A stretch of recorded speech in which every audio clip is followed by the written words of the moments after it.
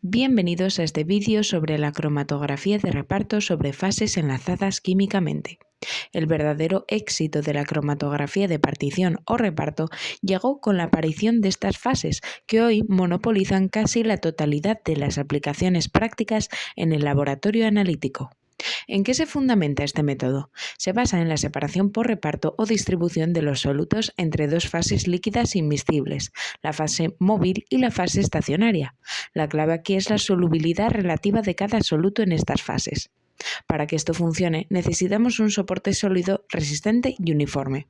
Normalmente se utilizan partículas con diámetros muy pequeños, de 3, 5 o 10 micrómetros, para maximizar la eficiencia en HPLC.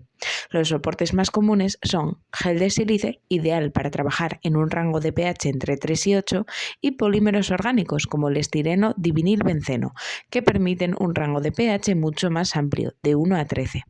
Hablemos de cómo se fabrican estas bases. Una fase químicamente ligada aprovecha los grupos silanol, SiOH, de la superficie del sílice. Estos grupos se hacen reaccionar con alcóxidos o clorosilanos para bloquear los silanoles libres, que a menudo son indeseables porque causan interacciones secundarias no deseadas. Dependiendo del reactivo que usemos, la superficie del soporte adquirirá una funcionalidad distinta.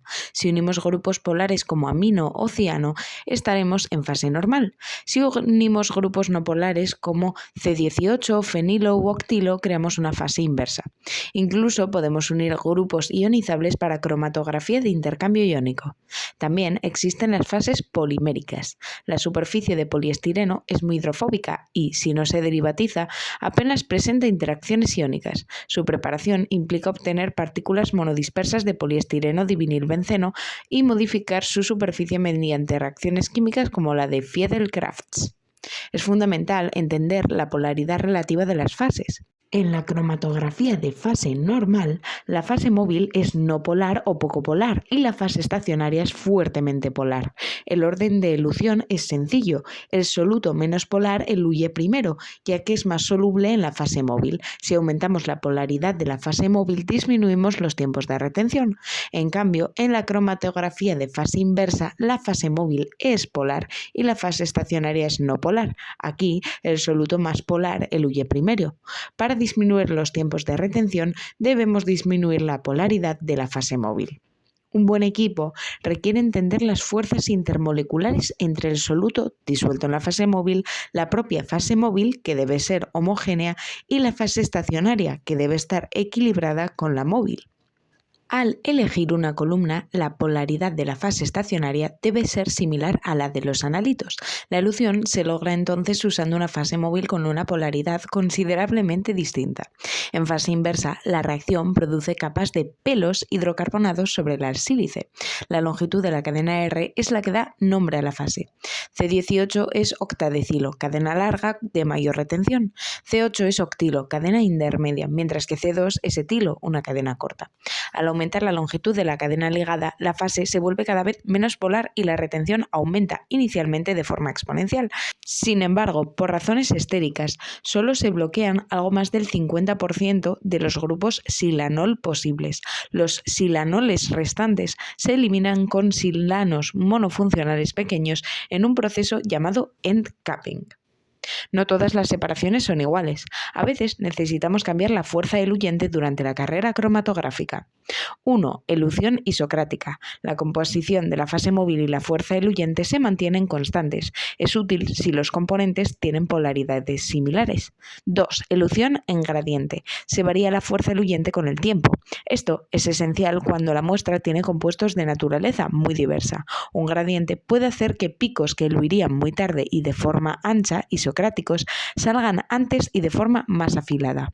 En fase inversa se suele usar una fase móvil de elevada polaridad, como mezclas de agua con metanol, acetonitrilo o tetrahidrofurano. Es crucial mantener el pH por debajo de 7,5 para evitar la hidrólisis del siloxano y la degradación del relleno de la columna. Otros factores influyen en la separación. Temperatura. Debe mantenerse constante, ya que afecta la solubilidad y disminuye la viscosidad de la fase móvil. Efecto del pH. Afecta la estructura de las moléculas ionizables. Cuando el pH se sitúa más de 2 unidades por encima o debajo del pK/A, predomina una de las dos formas, protonada o desprotonada, en más de un 99%. Aunque la fase inversa es la más usada, la fase normal todavía tiene su lugar, especialmente con fases de mayor polaridad como ciclohexil, fenilo, ciano o amino. Sin embargo, estas fases son menos estables que las de N-alquilo. Como alternativa para compuestos muy polares, surge la técnica HILIC, ILIC, Hydrophilic Interaction. Esta combina características de varios tipos de cromatografía. Usa una fase estacionaria polar, fase normal, disolventes orgánicos, fase inversa, y es ideal para analitos muy polares, cambio iónico. Para terminar, ¿cómo seleccionamos el tipo de cromatografía? La clave es el logaritmo de P, coeficiente de reparto octanol-agua de los solutos. Solutos con log P bajo, muy polares, requieren fase normal o ILIC. Solutos con log P alto, hidrofóbicos, se separan mejor en fase inversa. Las mezclas isoeulotrópicas son combinaciones de diferentes disolventes orgánicos con agua que consiguen exactamente la misma fuerza de elución. Como observamos en la tabla, para mantener un factor de retención relativo constante, la proporción varía según el disolvente. Por ejemplo, un 50% de metanol equivale en fuerza eluyente a un 40% de acetonitrilo o a un 30% de tetrahidrofurano. Esto permite al analista cambiar la selectividad del método sin alterar drásticamente el tiempo de análisis.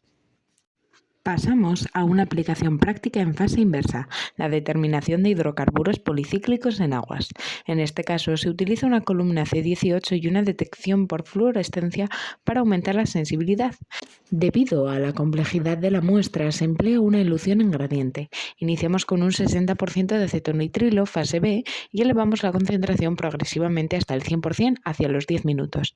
El cromatograma resultante muestra cómo este cambio en la fase móvil permite separar eficientemente hasta 18 picos distintos en menos de 40 minutos. Por último, revisamos la cromatografía en fase normal. Aquí la configuración es opuesta. La fase estacionaria es fuertemente polar, como la silicia activa, y la fase móvil es no polar, como el hexano. Bajo estas condiciones, el soluto menos polar eluye primero por ser más soluble en fase móvil. Las fases estacionarias se funcionalizan con grupos ciclohexilo, fenilo o grupos más polares como amino y diol. Un punto clave es que estas columnas permiten trabajar en modos intermedios, sirviendo de puente entre la fase normal y la invertida según la química de la superficie.